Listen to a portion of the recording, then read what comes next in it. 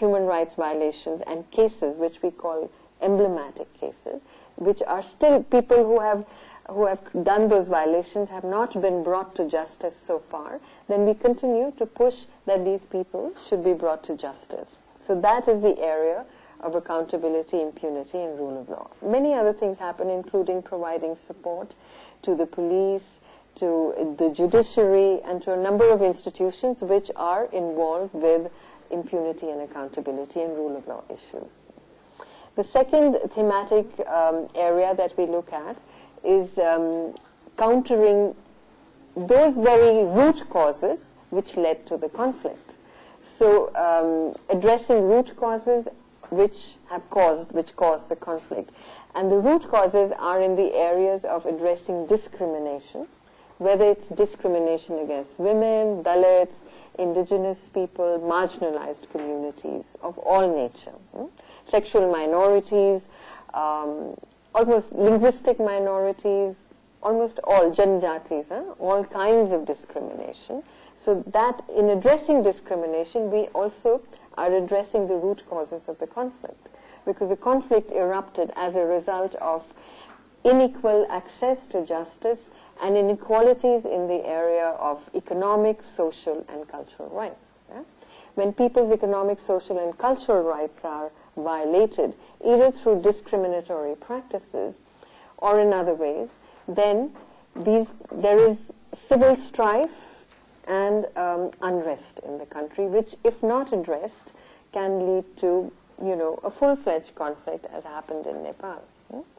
So the thematic area of economic, social, cultural rights and addressing discrimination are very critical areas, and we really address many organizations in the country, including many other UN agencies, also address issues of, exclusion and poverty. But my office does it by looking at it in the context of human rights. So what are the kind of rights which are violated in these areas?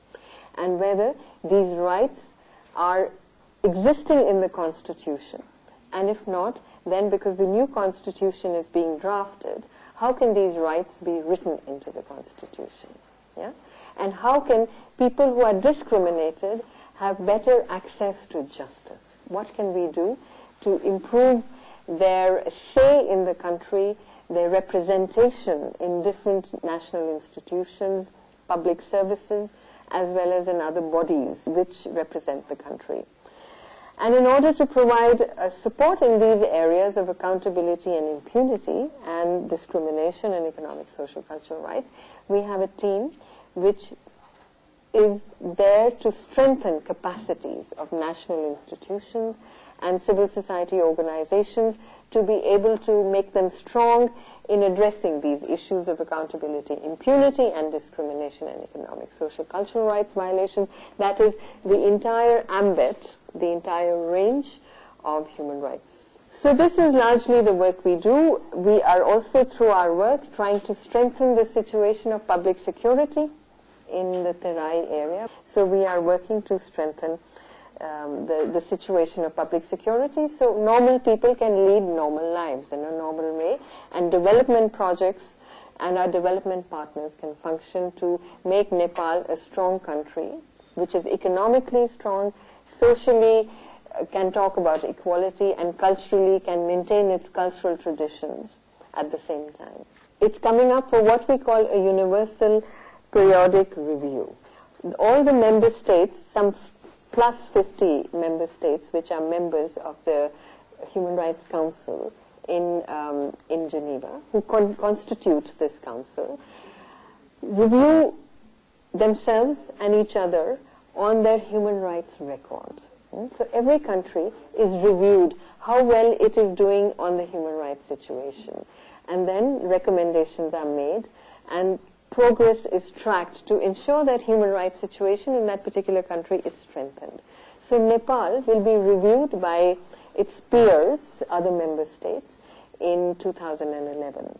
And my office is now going to start, because the government is preparing its submission for the periodic review, we will be assisting the country to prepare that periodic review in a good way, And many civil society organizations will also be making their submissions, at the same time as the government makes this submission, so that the country becomes a strong and a good member of the international community with other member states, and we do our level best to provide this support.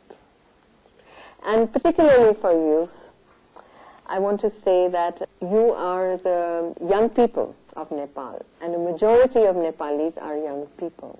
Yeah? You are the future of this country, and you are also, full of energy and very vibrant.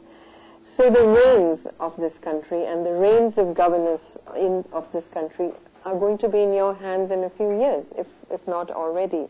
So it's very important for you to be in the forefront, to understand what are the global issues and what are the human rights issues.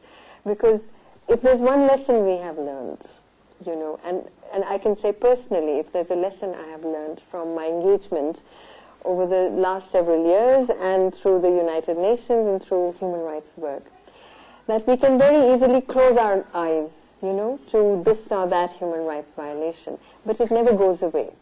Even after 20 years, if somebody's close and loved ones have been killed or assassinated or have disappeared as a part of a crime of human rights violations, that pain will always stay, and somewhere it will never go away unless they think justice has been done.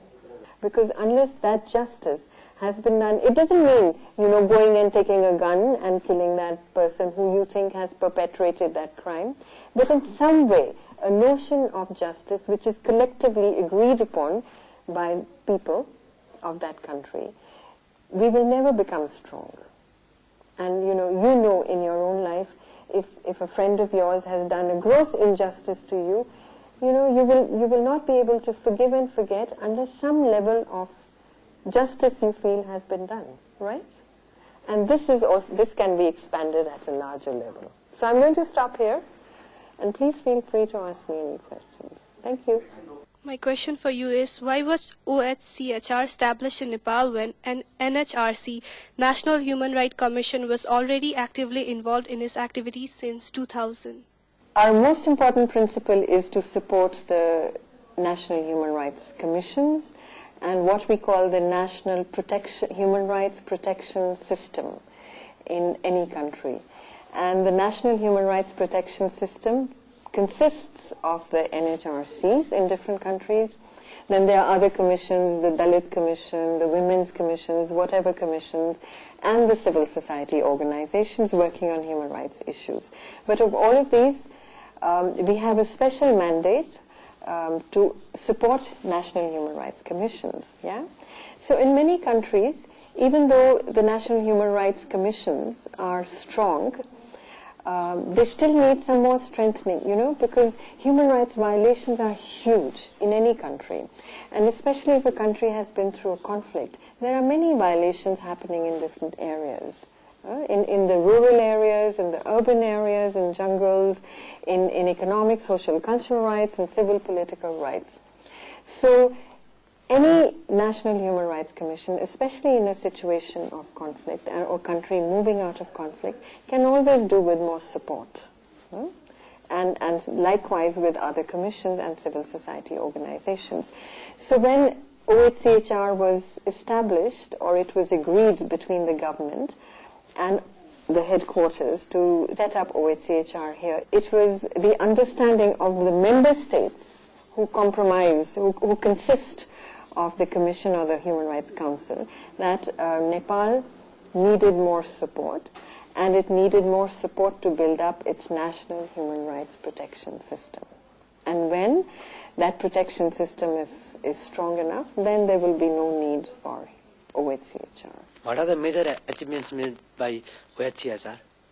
I think one of our very significant contribution was as the country was moving out of conflict.